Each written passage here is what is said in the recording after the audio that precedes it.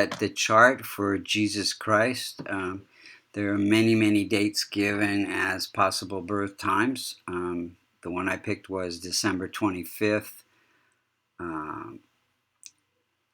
7 BC at 22:18, basically 10:18 p.m. in Bethlehem. So we see that at the time Jesus was born, if you look to the east, the constellation associated with Virgo was rising at 15 degrees. That becomes the most effective point of every house in the chart. And we see that we want to see what are the functional benefics and the malefics for the chart. We want to see, is there any multicona sign in the 6th, the 8th, or the 12th house? And for the sign of Virgo, we see Saturn, the sign of Aquarius, in the 6th house, ruled by Saturn. Saturn becomes functional malefic for the Virgo chart. And we see that in the 8th house, the first sign of Aries, ruled by Mars, Mars becomes functional malefic for the Virgo chart. And in the 12th house, we see the sign of Leo, ruled by the Sun. So Sun becomes functional malefic. So those are the three functional malefics, plus Rahu and Ketu. The rest of the planets are functional benefics. So Virgo is a dual earth sign. That means that the Tauruses are very grounded, and let's see how the planets are operating and when they're operating, and then we'll see what we could do that could have remedied this chart. So Sun is at 8 degrees, and we know that it's a functional malefic. It's located in the house of education and children.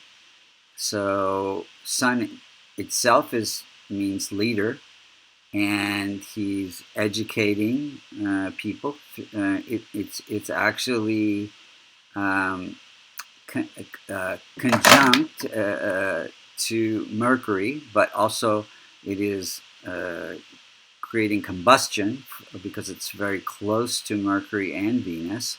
But so if you combine these three, Venus is like healing arts, Mercury is communication, and Sun is leadership. So he's educating the masses, basically. And then it's ruling this house of letting go of spiritual growth through letting go of attachments. So basically, you connect all those things. He's a spiritual teacher. Then Moon is at 19 degrees, which is close to the most effective point.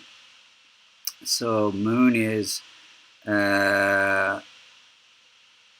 aspecting Ketu. Ketu is aspecting Moon, so it's afflicting Moon, but it's also giving. It's in this house of communication, ruling the house of income and fulfillment of the desires and friends. So fulfilling desires through communicating others spiritual knowledge, if you combine all those different things. Mars is at 23 degrees, and it's, as we said, functional malefic. It's ruling this house of occult or spiritual knowledge or research, and it is in this first house. So Mars gives courage and passion and spiritual purpose. It has to do with longevity. Now Mars is functional malefic and weak because the ruler of the house is weak. Now We can also look in the Navamsa. Sometimes if you see that there's a planet debilitated there, it also makes planets weak. But I don't see that, so that's not the issue. But it is weak because the landlord of the house is Mercury, and Mercury is weak. It's combust. So Mars becomes weak, and so it can affect the longevity. But it did give him courage and passion and a spiritual purpose, because this is that spiritual knowledge. So life purpose is to teach spiritual knowledge. Okay, let me get rid of this. Hold on. Okay, so then let's look at Mercury. Mercury is, again, combust, so it's weak, and it's ruling the house of life purpose. So again, life purpose through teaching.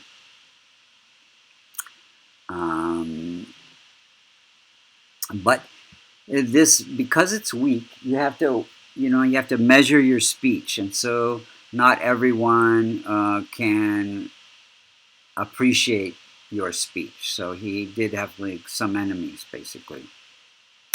Jupiter is ruling this house of happiness and home life, and it is located in the house of enemies and health issues, healing, and financial issues.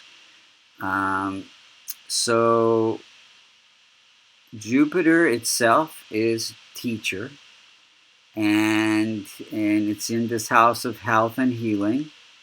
So he taught spiritual knowledge to help heal the masses, but also created some enemies with that teaching. Venus is ruling the house of recognition and fame, and it's weak because it's less than 5 degrees. It's an infant state. Infants cannot protect or promote their significations. Venus means spiritual knowledge, healing arts, fine arts, performing arts, and so it's in this house of educating others. So again, recognition through healing the masses. But again, not that knowledge is not accepted by everyone. Created some enemies. Saturn is ruling the house of enemies, and it's in the house of relationships and partnerships. So even Saturn, he had some distrust amongst his followers, and Saturn really, you see it in a lot of spiritual leaders' charts. It means leader of the masses. It's service. Your whole life is about service. And because it's functional malefic, Saturn is also the indicator for longevity. So shortened his life. I think he only lived 30 some years. Rahu is at the close to the most effective point, and it's in this house of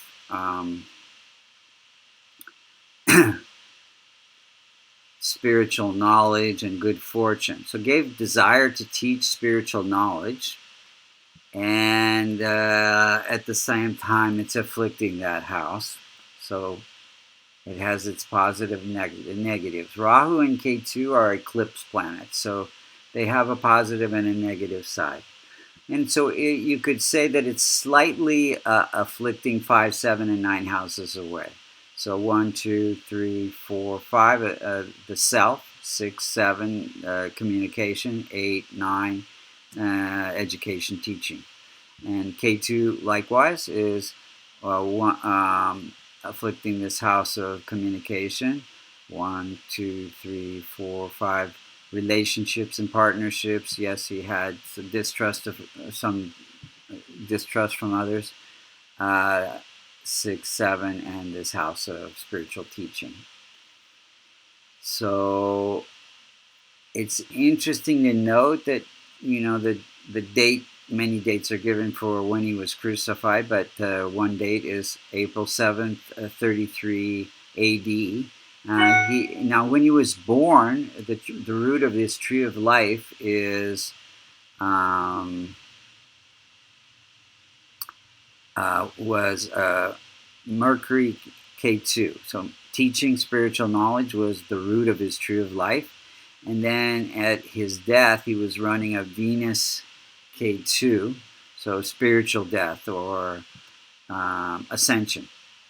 So a lot of interesting points about this chart. Hope you enjoyed it.